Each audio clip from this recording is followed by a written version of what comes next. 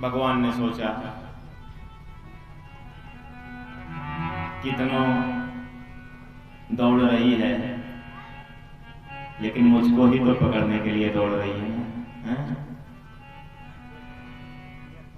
मेरी माँ आज मुझको पकड़ने का निश्चय कर ली है, तो मेरा कर्तव्य है कि अब मैं पकड़ा ही जाऊं। अगर मां ने निश्चय कर लिया है पकड़ने का, तो पुत्र का कर्तव्य यही है कि पुत्र को पकड़ा ही जाना चाहिए, है? क्योंकि मां अगर एक बार झूठी हो गई, मां एक बार अगर संसार की निगाहों में असफल हो गई, तो फिर मेरे जैसे पुत्र का होना कोई मतलब नहीं रखेगा। सुखदेव जी महाराज बताते हैं परीक्षित को कि यद्यपि भगवान को कोई नहीं पकड़ सकता, लेकिन भगवान इस बार पुत्र बन करके आए हैं, अपने पुत्र को हर मां पकड़ सकती है। इसलिए जिसकी वक्र भ्रिकुटी के डर से सागर सप्त टहलते देखा, उसको मां यशोदा के भय से अश्रु बिंदु दृग ढलते देखा, अपना मांट लेटर जाए पर भक्त कमान न टलते देखा।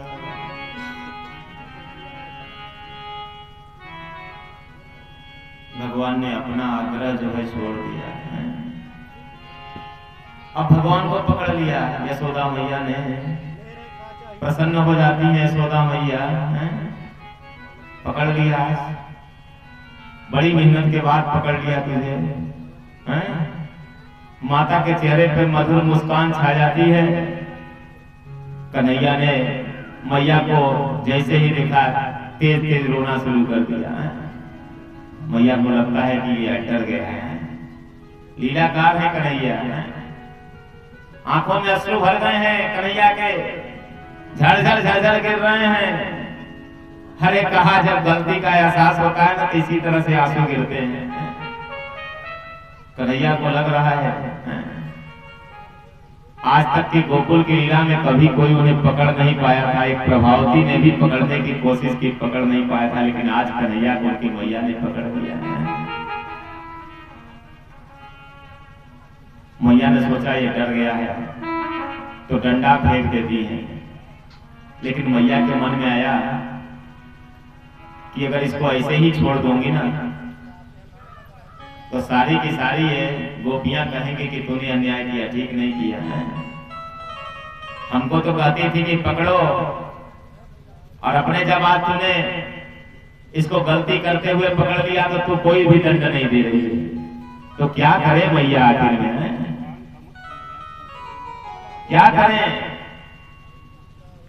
तो मैया ने सोचा कि चलो इस कन्हैया को दंड तो देना है।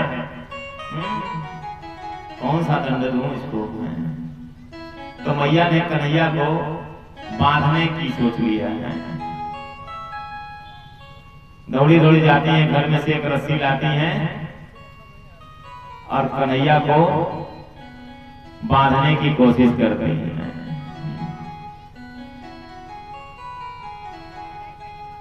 अभी तक तो कन्हैया को आनंद आ रहा है, जैसे रस्सी देखा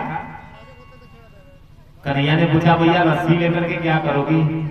यशोदा ने कहा क्या तुझे इसी रस्सी में बांधना है।